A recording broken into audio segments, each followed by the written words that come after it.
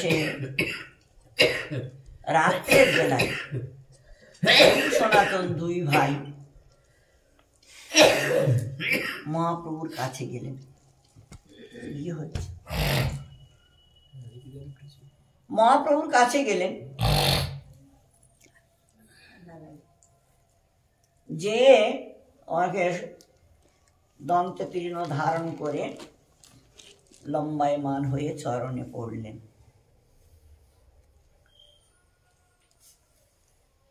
চরণে পড়লেন। মহাপ্রভু তখন দেখে বুঝতে পেরেছেন,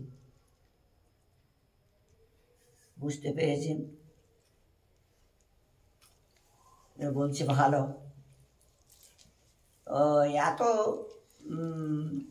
মানে এত তৃণাদবি দেখানো ভালো না।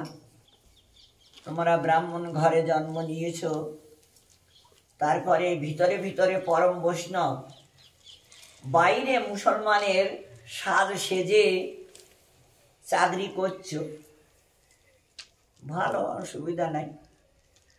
বলে এসব কথা তুমি ছাড়ো, আমাদের কবে এর থেকে মুক্তি পাবো তাই বলো। মহাপ্রভু বলল আর বেশি দিন নাই, অল্প দিনেই তোমাদের মুক্তি হবে। এই দুই ভাই খুব প্রসন্ন হলেন। তা মহাপ্রভু আপনি নাকি বৃন্দাবনে যাচ্ছেন শুনলাম। বলে হ্যাঁ, বৃন্দাবনে যাচ্ছি। তো বৃন্দাবনে যে যাচ্ছেন, যার সঙ্গে চলে লোক লক্ষ কোটি, তার তো নয় বৃন্দাবনে যাওয়ার এমন পরিপাটি। মানে এইরকম পরিপাটিতে বৃন্দাবনে যাওয়া মানে এটা তো দুঃখ দেওয়া, এরা তো মানুষ দুঃখ পাবে। এত মানুষ যাওয়া মানে যেখানে যাবে সেখানেই তো কষ্টকর। এটা মানে ভালো হচ্ছে না, আপনি বন্ধ করুন, এখান থেকে ফিরে যান লীলাচলে, এর আগে আর যাবেন না। হঠাৎ ওনার এখন চৈতন্যের চৈতন্য এসেছে। সত্যি তো এত মানুষ নিয়ে যাওয়া, খাওয়া দাওয়া, এটা সেটা, মানে রাস্তাঘাট নোংরা করবে। তাহলে দেখো ওই যে গাড্ডা করে তোমার যেখানে চরণ পড়ছে সেইখানের মাটি খুঁটতে খুঁটতে গাড্ডা হয়ে যাচ্ছে। রাজা রেগে যাচ্ছে আর, কিন্তু সন্ন্যাসীর উপরে কিছু বলা যায় না। সন্ন্যাসীর করে ভয়, রাজার এই জন্য কিছু বলতে পারে না। ওর জন্য আমরাই এসেছি তোমাকে বলতে। আচ্ছা ঠিক আছে, আমি এইখান থেকেই লীলাচলে ফিরে যাব। তারপরে ভোরবেলায় স্নান করতে গিয়েছে পদ্মায়, কানাইনাশালার ওখানে পদ্মা নদীর কিনারে পদ্মায় স্নান করতে গিয়েছে। স্নান করেই তোমার ডাকছে নরোত্তম নরোত্তম নরোত্তম। নিত্যানন্দ প্রভু সঙ্গে ছিলেন। নরোত্তম বলে তো আমাদের ভিতরে কেউ নাই, নরোত্তম বলে ডাকছি কেন, কারণটা কি?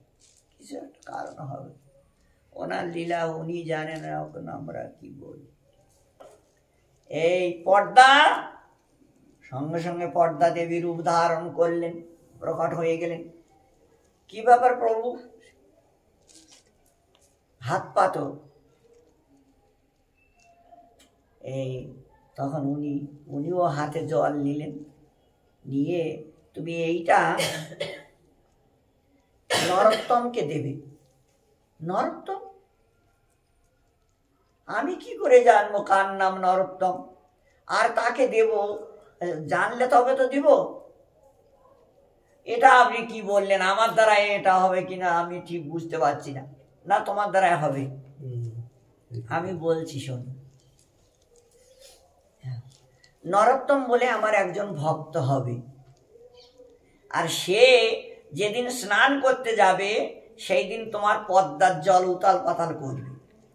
যেদিন স্নান করতে যাবে তুমি তখন বুঝতে পারবে ওই ছেলেটাই হলো নরোত্তম, আর ওকে এই প্রেমটা পান করাই দিবে।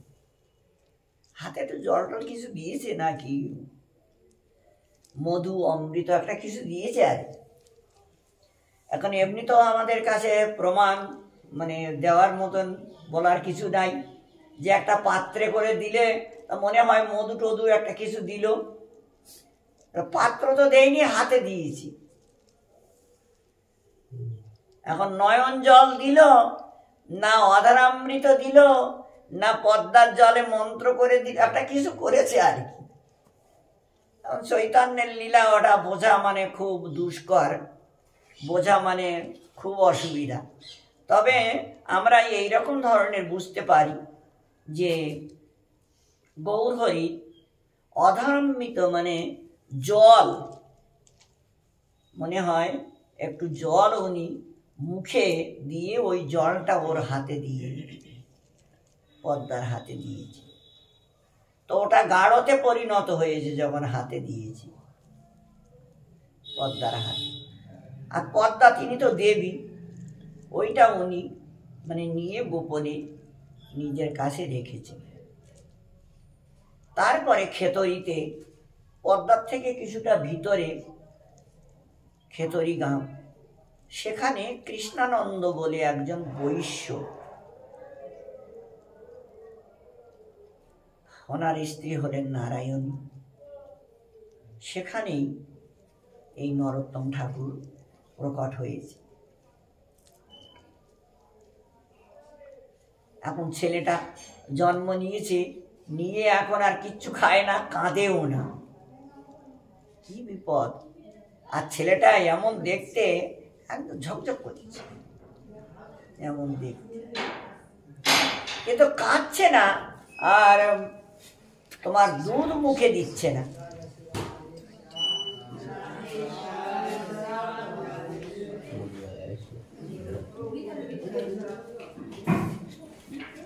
একদম একদম উপরে চলো, এখানে হল্লা চিল্লা। ওনাদের কুলগুরু তিনি একটা বাটিতে মধু নিয়ে আর তুলসী দিয়ে মধুটা ঠাকুরের সামনে নিবেদন করলেন।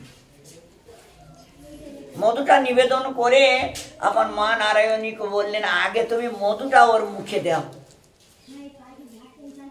মা তখন মধুটা নিয়ে বাচ্চাটার মুখে দিয়ে, বাচ্চাটাই হেসে পড়লো, মানে কাঁদলো না, হাসলো, মানে মধুর প্রসাদটা পেয়ে খুব ভালো লাগলো, হাসলো। তারপরে উনি আর কি মায়ের দুধ পান করেছিলেন। আর ছোট সময়ের থেকেই যে একটু বসতে শিখেছে, সেই সময় একটু কিছু নিয়ে ঠাকুর তৈরি করে আর এরকম এরকম করতে থাকে, মানে পূজন করে, নমস্কার করে, তারপরে হাতে তালি দিয়ে মানে কি যেন বলে আর কি, ওই একটু বসতে শিখেছে সেই সময়, এই অবস্থা। আজ মা বাবা সবাই প্রসন্ন ছেলেটার মানে ভাবগতি দেখে, মানে পরম ভক্ত ছেলে, খুব মানে আনন্দ। আস্তে আস্তে ছেলেটা বড় হয়েছে, এখন খেলতে যায় না। এখন বাবাকে বললো একটা মাস্টার রাখো, আমি ঘরে থেকে পড়বো। তো মাস্টার রেখেছে ঘরে থেকে, জমিদার মানুষ, ঘরে থেকেই পড়াশুনো করছে। বাবা গীতা পড়তে আমার ভালো লাগে, তা একটা গীতাও এনে দিলেন, গীতা পড়ছেন, মানে দুই একবার দেখে মুখস্থ হয়ে যায়, মানে এইরকম ধরনের। ভাগবত পড়বো, তো ভাগবত তখন পড়ালেন, খুব পারদর্শী হলেন। এখন বড় হয়েছে। রাত্রে স্বপ্নে মহাপ্রভু দেখা দিয়ে বলছেন, নরোত্তম তোমার জন্ম তো এই রকমের জন্য নয়, একটু আলাদা, তোমার দ্বারা একটু কিছু করতে হবে, এইরকম করলে হবে না, এখানে পড়ে থাকলে হবে না, তুমি কালকে গঙ্গায় স্নান করতে যাবে, বলে দিয়েছে কালকে গঙ্গায় স্নান করতে যাবে। তারপরে এই পরের দিন গঙ্গা স্নান করতে গেছে। কালকে গঙ্গা স্নান করতে যেয়ে গঙ্গায় কিনারে যে দাঁড়িয়েছে, এখন ওই পদ্মার জল এখন উতাল পাতাল শুরু হয়ে গেছে। পদ্মা তখন বুঝতে পারলো, ওরে নরোত্তম এসেছে। তারপরে পদ্মা মূর্তিমতি হয়ে এসে প্রকট হয়ে গেলেন। কি ছেলেটা তোমার নাম কি নরোত্তম? বললে হ্যাঁ আমার নাম নরোত্তম।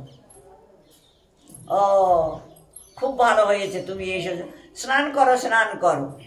তবে স্নান করবো, আমার তো ভয় লাগছে, আমার তো ডুবিয়ে স্নান করা অভ্যাস নাই, ঘরে তোলা জলে স্নান করি।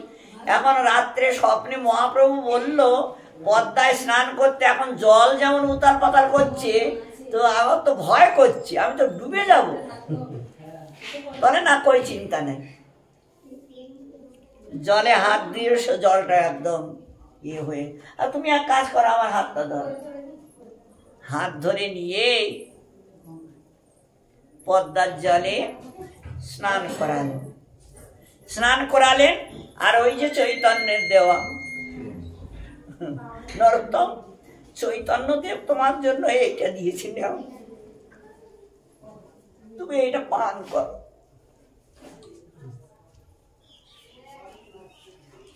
চৈতন্যদেব দিয়েছে? হ্যাঁ চৈতন্য। তখন ওইটা নিয়ে নরোত্তম পান করলেন। পান করার সঙ্গে সঙ্গে এখন মানে পাগলের মতো নিজেকে নিজে ধরে রাখতে পারছে না, এখন কি করবে, ঠকঠক করে কাঁপছে, শরীরে রোমাঞ্চ কম্প অশ্রু, মানে এমন একটা দশা ওনার অবস্থা হয়েছে যে নিজেকে আর ধরে রাখতে পারছে। মানে আমার এটা কি হলো, এরকম কেন হলাম? পর্দা গায়ে মাথায় হাত বুলাইয়ে বললেন হে ভাগ্যবান,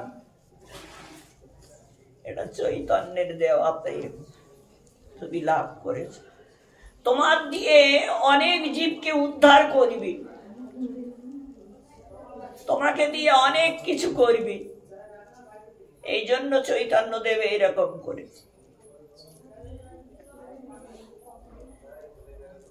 তারপরে নিজেকে নিজে এই সম্বরণ করতে লাগলেন, মানে এটাকে গোপন না করলে হবে না, বাইরে দেখানোর জিনিস নয়, ভালোবাসা প্রেমটা গোপন করার দরকার। উনি তখন ধীরে ধীরে গোপন করতে লাগলেন, গোপন করলেন। ঘরে আসলেন,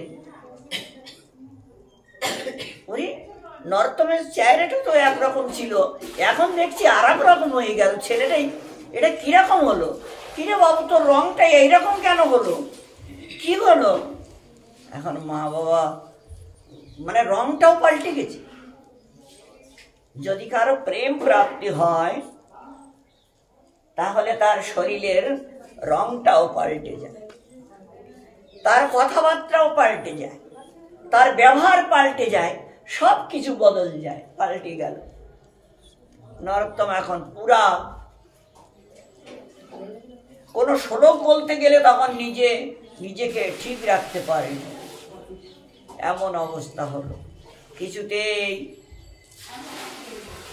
এখন বাবা মা দেখলো সর্বনাশ, ছেলেটা তো এখন যে অবস্থা দেখছি, এ তো ঘরের থেকে পালাবে, এ আর ঘরে থাকবে না, এখন কি করা যায়? এই কিছু ভক্ত লোক আর কি, যে আমার ছেলেটায় তোমার একটু দেখে রাখবা, যেন বাইরে না যায়, আর কোনো রকম কোনো দিকে যেন না যায়, নজরে নজরে রাখবা। তাহলে আচ্ছা ঠিক আছে। কিন্তু কৃষ্ণ প্রেম যার অন্তরে লেগেছে, তারা এই ঘরে কোনো কিছু তাকে বেঁধে রাখতে পারে, ধরে রাখতে পারে, আর মানে ধৈর্য নাই। এখন বৃন্দাবনে পালাবার মন হয়ে দাঁড়ালো, বৃন্দাবন পালাবার মন হলো। আবার চৈতন্যদেব রাত্রে, বেশি দেরি করো না, কালকেই বেরিয়ে যাবা, আর বৃন্দাবনে যেয়ে লোকনাথ গোস্বামীকে গুরু করবা, লোকনাথ গোস্বামী তোমার গুরু, বুঝলে কি না? বলে আচ্ছা ঠিক আছে, বাহ বাহ, আমার গুরু ঠিক করা আছে। বলে হ্যাঁ, আগের থেকে আমি সব ঠিক করে রেখেছি। চৈতন্যের কৃপাটা একটু অন্যরকম, আগের থেকে ঠিক করে আগের থেকেই ঠিক করে রেখেছি, আমরা কোথায় থাকবো, ভজন করব, কি করব না করব, আগের থেকেই ঠিক করা আছে। বড় বিচিত্র হয় ভগবত ভগবত কৃপাটা বড় বিচিত্র হয়, এটা বলে বুঝানো যাবে না, আর কোনো কিছু দেখিয়েও মানে ওটাকে মীমাংসা দেওয়া যাবে না, মানে এটা এইরকম ধরন। তারপরে উনি রাত্রে যেই পিতামাতা ঘুমাইয়ে পড়েছে আর অমনি রাত্রে বেরিয়ে পড়েছেন, আর এখন দৌড়াচ্ছে, দাঁড়াদাঁড়ি নাই, খালি দৌড়ায় দুদিন, মানে এখন আর চলার মতো ক্ষমতা নাই। একটা গাছতলায় যেয়ে একটু বিশ্রাম করে নেই, গাছতলায় যেয়ে শুয়ে পড়েছে জমিদারের ছেলে। এই গৌরহরি আবার সাধু রূপ ধরে একটু গরম দুধ আর কি ঈষদুষ্ণ দুধ চিনি মিলাইয়ে এনেছে, এনে মাথাটা কোলের উপরে রেখে তখন বলছেন, আর নরোত্তম, ও নরোত্তম, খোলো চোখ খোলো। তখন চোখ খুলে হাত মাথায় দিলেই ক্লান্তি দূরে সরে গেছে, দূরে চলে গেল। সঙ্গে সঙ্গে উঠে বসলেন। আপনি কে? বলে আমি এই গ্রামে থাকি, আর গ্রামে থাকি। তুমি খুব ক্লান্ত হয়ে পড়েছ, তো তোমার জন্য আর কি একটু দুধ নিয়ে নাও। নিজে হাতে করে দুধ পান করাই দিলেন, আর একদম শরীরে খুব ক্ষমতা এসে গেল।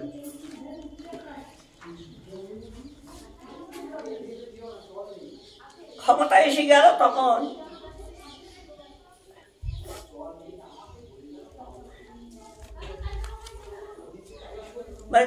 যেই দুধ পান করা হয়ে গেছে, আচ্ছা আমি এখন আসি, তুমি তোমার কাজে যাও, আমি এখন আমার দরকার আছে একটু। উনি চলে গেলেন। নরোত্তম দেখল যে না, আর বিলম্ব করা যাবে না, এখান থেকে আবার দৌড় দিল। ওই করে ছুটে আসলেন মথুরায় আসলেন।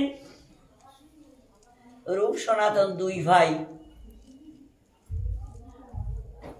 উপস্থিত হয়েছে। আগে জীবের কাছে গিয়ে আর কি বলছেন, জীব, খেতরিক থেকে নরোত্তম আসছে, ওকে তোমার কাছে রাখবে, রেখে শাস্ত্র গ্রন্থ আদি শিখাবে, জানাবে, সবকিছু বুঝাবে, আর লোকনাথের কাছে নিয়ে ওকে মানে শিষ্য করাবে, ওনার শিষ্য হবে। তাহলে সে তো কঠোর ব্রত নিয়েছে, তাও কি শিষ্য করবে না? তাহলে সে মহাপ্রভু বুঝবে, তুমি ওর কাছে নিয়ে যাবে। বলে আচ্ছা ঠিক আছে। ওনাকে বলে দিয়েছে এটা জীব গোস্বামীকে, আর নরোত্তম ঠাকুরকে দর্শন দিয়ে, নরোত্তম কষ্ট হচ্ছে? না কোনো কষ্ট নাই। আপনারা কে? তখন বলছে যে আমি রূপ, আরে আমার দাদা সনাতন। একদম চরণ ধরে জড়িয়ে পড়লেন, লুটাইয়ে পড়লেন, চরণে লুটাইয়ে পড়লেন।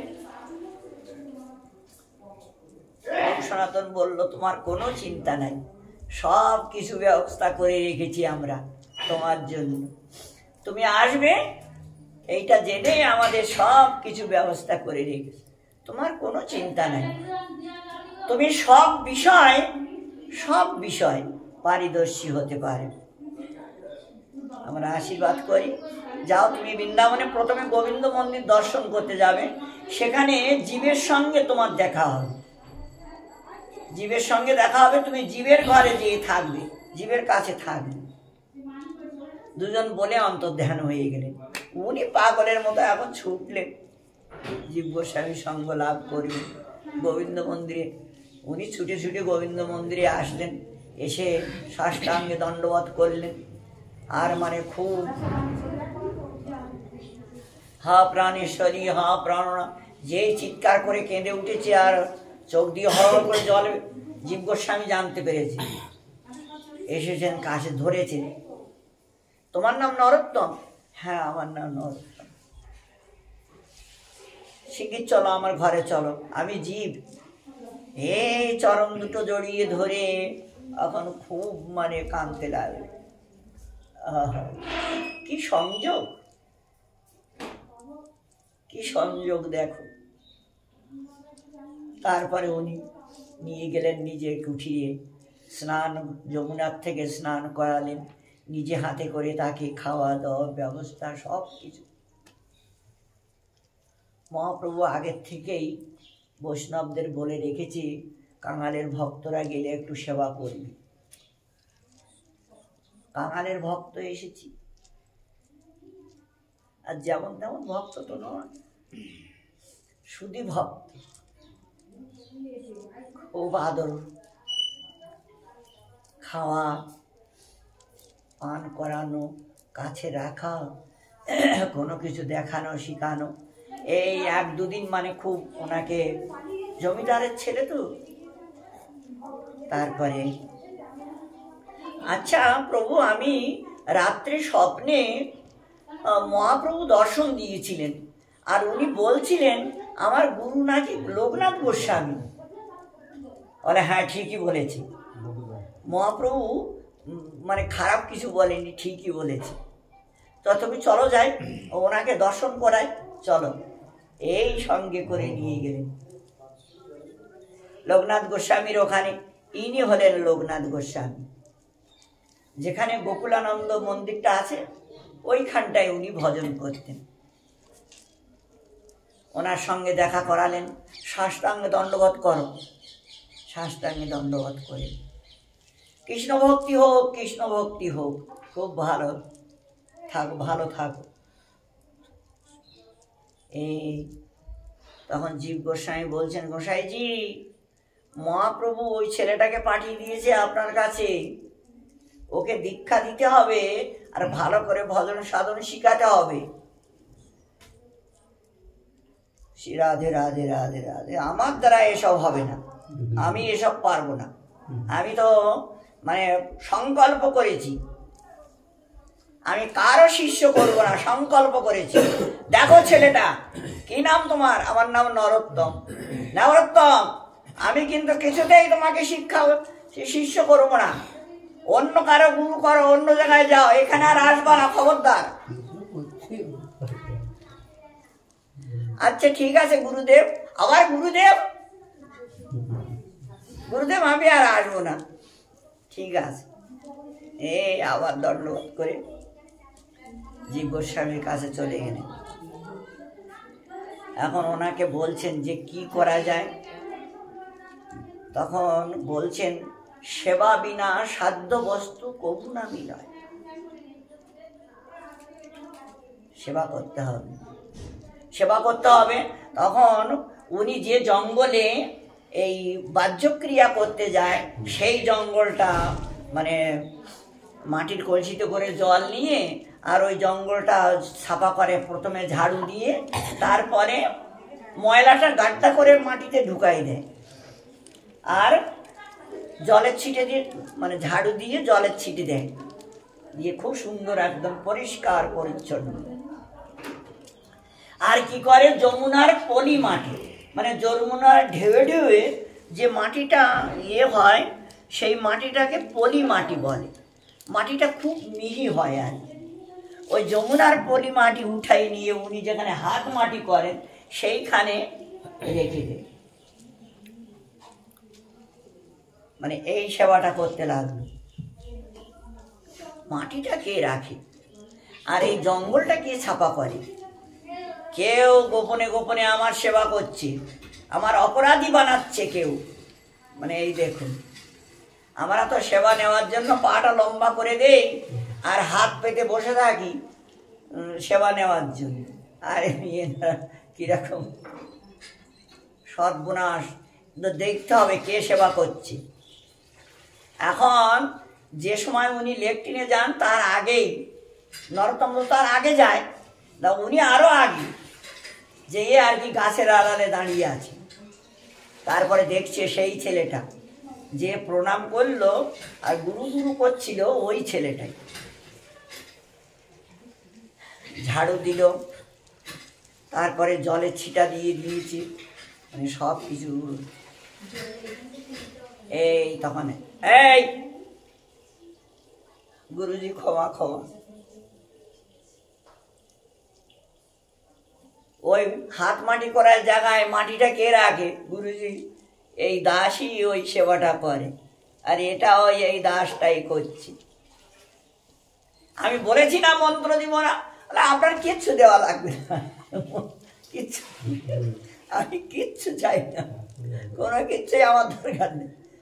আমি তো চাই না, আমি তো আর যাইনি, আপনি নিষেধ করেছেন, আমি তো আর গেলাম না। আমার এসব কিচ্ছু দরকার নেই, কিচ্ছু দরকার নাই। আমি একটু এইভাবে আর কি সেবা করে এই জীবনটা কাটি। খবরদার। তারপরে আর ধৈর্য নাই, ধৈর্য ওই যে সেবা বিনাশী। এখন সেবায় মানে প্রসন্ন হয়ে দাঁড়িয়েছে। এমনও শোনা যায় যে নরোত্তম ঠাকুরের মাথায় মানে ওই কলসি, মাটির কলসি বয়ে বয়ে ঘা হয়ে গেছে, এরকম শোনা যায়। ওই আমাদের শ্যামানন্দ প্রভুর বিষয়েও এরকম তুলসী সেবা করতে করতে মাথায় ঘা হয়ে পোকা হয়ে গিয়েছিল ওনার বেলায়। তারপরে প্রসন্ন হয়ে গেলেন, হৃদয়ে জড়িয়ে ধরলেন। তুমি কালকে সকালে স্নান করে আমার কাছে আসবে, আমি তোমাকে মন্ত্র দিব। সত্যি বলছেন? হ্যাঁ সত্যি বলছি। চরণ দুটো জড়িয়ে ধরে। বৈষ্ণবের ক্রিয়া মুদ্রা বিজ্ঞে না বুঝায়, মানে বৈষ্ণবের ক্রিয়া মুদ্রা বোঝাটা বড় কঠিন, মানে খুব কঠিন আর কি। খুব রেগে যায় বজ্রের মতো।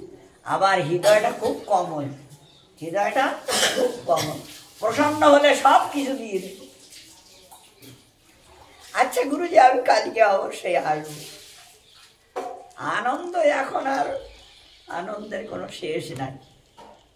চললেন, একটা নির্দিষ্ট জায়গা আছে এই দুটো রাখার, ওই ঝাড়ুটা কলসিটা সেখানে রেখে যমুনায় স্নান করে জীব গোস্বামীর কাছে যেয়ে দণ্ডবোধ করলেন, প্রণাম জানিয়ে বললেন যে প্রভু, গুরুজি বলেছেন কালকে মানে সকালবেলা স্নান করে ওনার কাছে গেলে দীক্ষা দেবে। সত্যি বলছো? তাহলে হ্যাঁ সত্যি বলছি। তুমি কি সেবা করছো, কিসের থেকে প্রসন্ন হয়েছি? তখন বলল যে আমি এই সেবা করেছি আর এই সেবা করি। আরে সর্বনাশ, খুব ভালো করেছো, খুব ভালো করেছো, খুব সুন্দর হয়েছে। আচ্ছা আমিও তোমার সঙ্গে যাব। তারপরে সকালবেলা এই ফুল উঠাইয়ে মালা গেঁথে কিছু ফুল আর কি চরণে দেওয়ার জন্য, পূজন করার জন্য কিছু ফুল। আর ত্যাগী মানুষ, ত্যাগীরা আর কি দেবে? ও ফুল মালা, এইটাই হলো তাদের। আর একটু জীব গোস্বামী চন্দন ঘুষে দিলেন, এই চন্দন আর ফুল মালা। কিছু ফল দিলে ভালো, তখন তো ফলমূল খুব ছিল যখন গোসাইরা এসেছে, কিছু ফলও নিয়ে আস। ওনার কুটিরে পৌঁছে গেলেন, দীক্ষা দিলেন। দীক্ষা দিয়ে দীক্ষাগুলো, মন্ত্রগুলো রাধাকৃষ্ণ মন্ত্রে দীক্ষা দিলেন। তখন কিন্তু পঞ্চতত্ত্ব মন্ত্র ছিল না।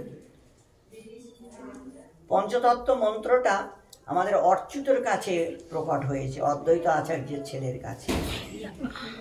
ওনার বেলায় ওই রাধাকৃষ্ণ দুই মন্ত্রই ছিল, আর দুটো মন্ত্রই ওনাকে দান করেছেন।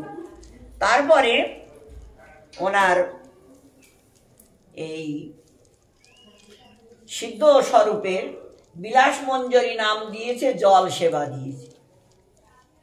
নরোত্তম ঠাকুর প্রতিদিন 2 লাখ করে নাম করছেন নিয়ম করে। আর গুরুদেবের ঠাকুরের সেবার জন্য ফুল মালা যা কিছু লাগে সব আর কি প্রতিদিন সেবা করতে লাগলেন। বর্তনগুলো ছাপা করে দিয়ে আসে, মেজে ঘষে দিয়ে আসে ঠাকুরের।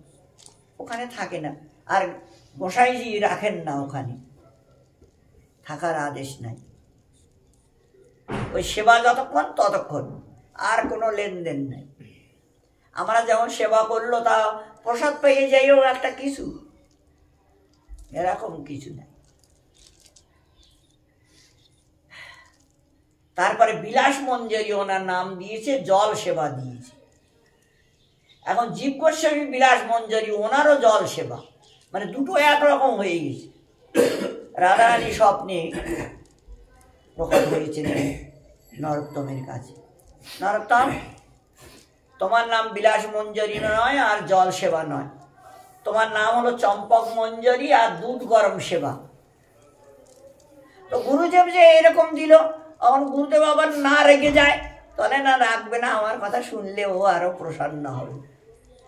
এই সকালবেলা যে বলেছে গুরুজি এই ব্যাপার, রাধারানী রাত্রে দর্শন দিয়েছিলেন আর বললেন যে আমার নাম চম্পক মঞ্জরি আর দুধ গরম সেবা। এই জড়িয়ে ধরলেন হৃদয়, আহা, চেলা করবো না, ঠাকুর একটা ভালো চেলা দিয়েছে, উত্তম একটা চেলা দিয়েছে, মানে যার জন্য মানে সংসারে একটা খ্যাতি তো থাকবেই। আর রাধারানীর কৃপা পাত্রী হলো, মানে সে স্বরূপ দান করছেন, স্বরূপ দান করলো, সৌভাগ্যের আর কোনো শেষ নাই। আনন্দে একদম আত্মহারা হয়ে গেলে নরোত্তমকে হৃদয়ে খুব কাঁদতে লাগলো, ধন্য হলাম আর। তারপরে ওখান থেকে ঠাকুর মশাই চলে আসলেন ঘরে। পরের দিন সকালবেলা দেখছেন আর কি, গুরুজি মানে মালা পরাচ্ছেন রাধা বিনোদকে, ওনার ঠাকুর রাধা বিনোদকে আর কি মালা পরাচ্ছেন। তো আগে চূড়া পরিয়ে দিয়েছে, তারপরে মালা পরাচ্ছে, আর চূড়াটা পড়ে যাচ্ছে, আবার চূড়াটা লাগায়, আবার মালা পরায়, চূড়া পড়ে যায়। শেষে নরোত্তম ঠাকুর বলছে, গুরুজি মালাটা পরে পরিয়ে দিন, এই আগে চূড়াটা নিচে রেখে মালাটা পরান, তারপরে চূড়াটা পরিয়ে দিন। কে বলল? উনি তখন মালাটা পরিয়ে দিলেন, তারপরে চূড়াটা পরালেন, পরিয়ে তখন এই কথাটা কে বলল, এই কে বলল, তারপরে জানলো নরোত্তম বলেছে, তোমার আর বৃন্দাবনে থাকার অধিকার নাই, এই বৃন্দাবন থেকে তোমাকে ছেড়ে যেতে হবে, বৃন্দাবন ছেড়ে যেতে হবে। সর্বনাশ, গুরুজি সে কি হলো? জীব গোস্বামী বলল, গোসাইজি এক্ষুনি এত রাগ করলে হবে না, সময়ে ওকে পাঠাবো, সময় হলে পাঠাবো। মানে জীব গোস্বামীর আর কি খুব ইচ্ছা যে শ্যামানন্দ, শ্রীনিবাস আচার্য, এদের তিনজনকে, নরোত্তম তিনজনকে নিয়ে গোসাইদের যত গ্রন্থ আছে বাংলায় লেখা, সব গ্রন্থগুলো বাংলায় পাঠাবে। আর ওইটা ওরা তিনজন, একজন উড়িষ্যায়, একজন পূর্ব বাংলায়, একজন পশ্চিমবঙ্গ, আর একে প্রচার করেছে। এইটা হলো ওনার উদ্দেশ্য, এই জীব গোস্বামী। ওই জন্য আর কি ওনাকে রেখে দিলেন, ভালো করে সমস্ত শাস্ত্র গ্রন্থ আদি ভালো করে জানালেন, পড়ালেন, বুঝালেন, সব কিছু করলেন। তারপরে গ্রন্থ নিয়ে বাংলায় পাঠিয়ে দিয়েছিলেন। নরোত্তম ঠাকুর খেতড়ি চলে গেলেন, খেতড়ি ওনাকে যেতে বলেছে, বাড়িতে যেয়ে আর কি আশ্রম তৈরি করতে বলেছে। আর মা ওনার জন্য কেঁদে কেঁদে অন্ধ হয়ে গেছে, শেষে ওনাকে আবার চোখে হাত দিলে ভালো হয়ে যাবে, আর ওনার চোখে হাত দিয়েছে, ভালো হয়ে গেছে মা। এই শুরু হয়ে গেল নরোত্তমের সিদ্ধাই। নরোত্তম যেটা বলে সেইটাই হয়ে যায়, সেইটাই হয়। এই তো যাওয়া কোথায় নরোত্তমের, এখন চারিদিকে খ্যাতি, ভগবান ইচ্ছা প্রচার হতে লাগলো। নরোত্তম ঠাকুর তিনি বিগ্রহ তৈরি করলেন। বাসুদেব ঘোষের গোয়ার ওই এর ভিতরে, ওটাকে গলা বলে, গলার ভিতরে ওনার গৌর আর কি, ধানের গলার ভিতরে গৌর রয়েছে, আর সেখানে সাপ ফোঁস ফোঁস করছে, যাইতে দেয় না কাউ। ওই গৌর হরি নরোত্তম ঠাকুরের কাছে আসার জন্য ওই রকম করেছে। আর শেষে নরোত্তম ঠাকুরকে স্বপ্নে বলেছে যে আমি উমুকের গলার ভিতরে আছি, সে গলার থেকে আবার উনি বের করে দিলেন। প্রতিষ্ঠা করেছেন। তারপরে 6টা বিগ্রহ প্রতিষ্ঠা করেছিলেন। তার ভিতরে ব্রজমোহন ওনার হলো শ্রেষ্ঠ বিগ্রহ, হলো ব্রজমোহন। ওনার পরম্পরায়, নরোত্তম ঠাকুরের পরম্পরায় ব্রজমোহন হলো এই ইষ্ট, ব্রজমোহন তার সেবক। এই নরোত্তমের ঠাকুর হলো ব্রজমোহন, ওই নামেই পরিচিত হল। তারপরে উনি পদ পদাবতী লিখতে লাগলেন। ওনাকে আদেশ দিলেন চৈতন্যদেব শিষ্য শিষ্যা করতে। গুরুদেব আদেশ দিন, চৈতন্যদেব শিষ্য শিষ্যা করতে বললেন। তারপরে অদ্বৈত আচার্য নয়, আমার অচ্যুতানন্দ, বীরচন্দ্র প্রভু, তারপরে জাহ্নবা মাতা, এনারা সবাই মিলে বিগ্রহ প্রতিষ্ঠার উৎসবে ওনারা সবাই যেতেন। একবার এনারা তোমার খেতুরিতে উপস্থিত হয়েছেন সবাই। আর সেই সময় ব্রাহ্মণেরা, ওই ওখানকার যারা আছে তারা সবাই এখন অনেক শিষ্য শিষ্যা হয়েছে, ব্রাহ্মণ শিষ্য হয়েছে। এখন বৈশ্য হয়ে ব্রাহ্মণদের দীক্ষা দেওয়া মানে এটা বিধান নাই, এটা নিয়ম নয়। কিন্তু কৃষ্ণ ভক্ত হলে তখন আর এটা বিচার নেই। শাস্ত্রে আছে চণ্ডালবি মুনিশ্রেষ্ঠ বিষ্ণু ভক্তি পরায়ণা, আর বিষ্ণু ভক্তি বিহীনস্ত দ্বিজপি সপচদম। বিশ্বাস আরো খারাপ, যদি কৃষ্ণ ভক্ত না হয় ব্রাহ্মণ তাহলে। আর যদি চণ্ডাল কৃষ্ণ ভক্ত হয় তাহলে সে মুনি শ্রেষ্ঠ, মানে ব্রাহ্মণদেরও শ্রেষ্ঠ। শাস্ত্রে আছে এটা। এখন সেই অনুসারে এখন এই কথাটা ওরা কেউ মানে না, বৈশ্য হয়ে দীক্ষা দিচ্ছে। শেষে আমাদের অচ্যুত গোসাই, তারপরে বীরচন্দ্র প্রভু, জাহ্নবা মাতা সবাই মিলে এখন বলছে, নরোত্তম আজকে তোমাকে একটা অলৌকিক জিনিস দেখাতে হবে। বলে কি? তাহলে তোমাকে পৈতা বের করে দেখাতে হবে, তাহলে এই ব্রাহ্মণ গুলো মানবে, বিশ্বাস করবে। তাহলে সেটা কি করে সম্ভব? আরে হনুমান যদি নিজের বক্ষটা চিরে রাম সীতাকে দেখাতে পারে, তুমি কেন পারবে না? ও তাই নাকি? আচ্ছা তা ভালো। উনি তখন এখানে আঙুল দিয়ে ফেড়ে দিলেন, নখ দিয়ে ফেড়ে, আর 3টে সোনার পৈতা বের করলেন। সোনার পৈতা 3টে বের করলেন, 3টে বের করে দেখালেন। সব ব্রাহ্মণেরা যারা আর কি দোষ এ করছিল, লম্বা হয়ে চরণে পড়লো, সবগুলো নরোত্তমের ছেলা হয়ে গেল। সব এরকম অলৌকিক, বড় অলৌকিক ছিলেন। তারপরে পদ পদাবলী লিখতে শুরু করলেন। পদ পদাবলী লিখতে শুরু করলেন। অনেক পদ পদাবলী লিখেছেন। তোমার 50-55টা তো মানে প্রার্থনা, তারপরে প্রেম ভক্তি চন্দ্রিকা, এটা তো আলাদা আছেই, এটাও লিখেছেন পদ পদাবলী। ওনার পদ পদাবলীর ভিতরেই লীলাস্মরণ এবং স্বরূপ প্রাপ্তি ওই পদ পদাবলীর ভিতরে লেখা আছে। যদি ওনার পদ পদাবলী কেউ আশ্রয় করে তাহলে তার লীলা স্মরণ হয়ে যায়, মানে এমন ধরনের জিনিস আর কি হতে দেখা আছে। রূপনারায়ণ বলে একজন দিগ্বিজয় পণ্ডিত, তিনি ওনার শিষ্য হয়েছেন, শিষ্য হলেন। অনেকে এইরকম। গঙ্গানারায়ণ চক্রবর্তী, তিনি বড় ধুরন্ধর পণ্ডিত ছিলেন, কিছুতেই নরোত্তম ঠাকুরকে স্বীকার করবেন না। তারপরে নরোত্তম ঠাকুরকে দেখেই চরণে লম্বা হয়ে পড়ল, এইরকম। তারপরে হরিরাম বলে একজন, ওই পর্দার ওই পারে ওদের বাড়ি ছিল, সে ওর বাবা পাঠিয়ে দিয়েছে এই পারে নরোত্তম ঠাকুরের গ্রামের থেকে একটা পাঁঠা কিনে নিয়ে যেতে, দুর্গা পূজায় পাঁঠা বলি দিয়ে। পাঁঠা বলি দিয়ে এসেছে, আর হঠাৎ নরোত্তম ঠাকুরের ওখানে যেয়ে উঠেছে। নরোত্তম ঠাকুর বুঝতে পেরেছেন, আর কি তোমরা কোথা থেকে আসলে, কি নাম তোমাদের? হরিরাম আমাদের নাম, আমার নাম হরি আর ওনার নাম রাম। এই মানে হরি বড় আর রাম ছোট। তোমরা দুই ভাই? বলে হ্যাঁ আমরা দুই ভাই। তা কি ব্যাপার? বলে বাবা একটা পাঁঠা কিনে নিয়ে যেতে বলেছো, দুর্গা পূজায় বলি দেবে বলে। আচ্ছা, তো তোমার বাবার দুটো পাঁঠা তো রয়েছে, এর থেকে একটা দিল না কেন? পরের একটা ছেলে দেবে, আর সেই বিচারটা কি করে আনলো? দুটো তো তার আছে। তো না, আমরা তো মানুষ। বলে মানুষ?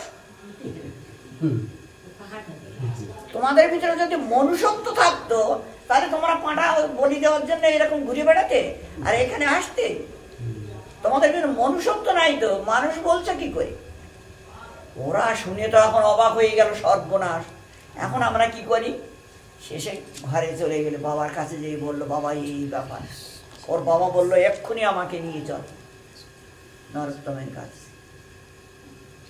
হরিরাম আর ওনার বাবা আসলেন, এসে এই যে আমার এই পাঁঠা দুটো তোমার চরণে বলি দিয়ে দিলাম, আর আজকের থেকে আমি খড়গ পদ্মায় ফেলে দেব, তুমি আমাকে ক্ষমা করো। যা কিছু করেছি মানে সেটার ক্ষমা হবে কিনা ঠিক জানি না, তবে এই এরা যদি তোমার হয়ে যায় আমি মনে করব যে হ্যাঁ, তুমি যদি এদের আপন করে নাও তাহলে আমি মনে করব যে হ্যাঁ আমার জীবনটা ধন্য হয়েছে, আর এই পালাটাও ধন্য হয়েছে। নরোত্তম ঠাকুর ওনার কান্না দেখে আর ওনার আগ্রহ দেখে ওদের দুইজনকে আপন করে নিলেন। আচ্ছা ঠিক আছে। ওনার বাবাও ওনার কাছে দীক্ষা নিলেন, কৃষ্ণ মন্ত্রে দীক্ষা নিলেন। দীক্ষা নিয়ে তারা কৃষ্ণ ভক্ত হলো। এখানে দুটো ডাল বেরিয়েছে, একটা গঙ্গানারায়ণ চক্রবর্তী থেকে আর একটা ওই হরিরাম থেকে। ওনার ওই থেকে একটা ডাল বেরিয়ে, মানে দুটো ডাল বেরিয়ে নরোত্তম ঠাকুরের পরবর্তীতে প্রচার করেছে। যাই হোক, অনেক লীলা, অনেক কথা, সবগুলো বলে তো বোঝানো সম্ভব নয়, বলাও মানে সময়ও কম। তারপরে নরোত্তম ঠাকুর একদিন মানে হঠাৎ প্রাপ্তি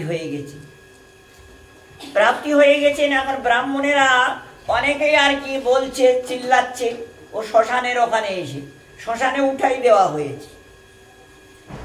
এই ব্রাহ্মণদের দীক্ষা দেওয়ার জন্য অকালে মরতে হলো। এখন কি মরার সময় হয়েছে? মরার সময় হয়নি, কিন্তু ব্রাহ্মণের দীক্ষা দিয়েই অকালে মরেছে। এই অকাল মৃত্যু এই জন্য হয়েছে। মানুষ তো মানুষই হয় ওই রকম। এখন এমন নিন্দামন্দ করতে লাগলো, গঙ্গানারায়ণ চক্রবর্তী দেখলো সর্বনাশ করেছে, এরা একটাও বাঁচবে না, এগুলো সব মরবি, অপরাধে মরবি, এদের কোনোদিন আর শুদ্ধ ভক্তি কোনো জন্মে পাবে না।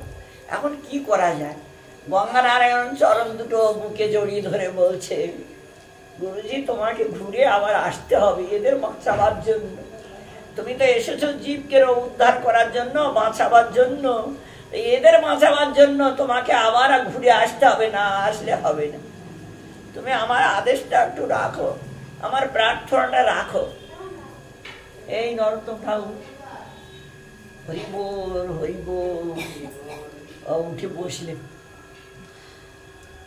আর এরা তো দেখে ভূত হয়েছে, পালালো, সব ব্রাহ্মণ গুলো পালালো, আর কিছু ওখানে দাঁড়িয়ে মানে কাণ্ডটা আর কি দেখছি। ওরা কি করবো, তোমাদের বাঁচাবার জন্য আবার আমাকে ঘুরে আসতে হলো। ব্রাহ্মণ গুলো এসে চরণে পড়ল, ক্ষমা ক্ষমা।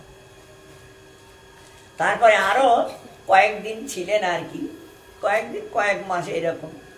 তারপরে উনি একদিন বলল আমি স্নান করব পদ্মার জলে, আমার একটু গা ঘষে তোমরা স্নান করাও। তা ওনাকে নিয়ে গেলেন স্নান করাতে। ঘষো ঘষো, ভালো করে ঘষো। ওরা ঘষে আর দুধ বেরোয়। সে ঘষতে ঘষতে এরা মানে ভাবে প্রেমে একদম বিভোর হয়ে গেছে, ঘষছে ঘষছে মানে আর মনে নাই। ঘষতে ঘষতে ওনার শরীরটা সেই জলে দুধ হয়ে চলে গেল।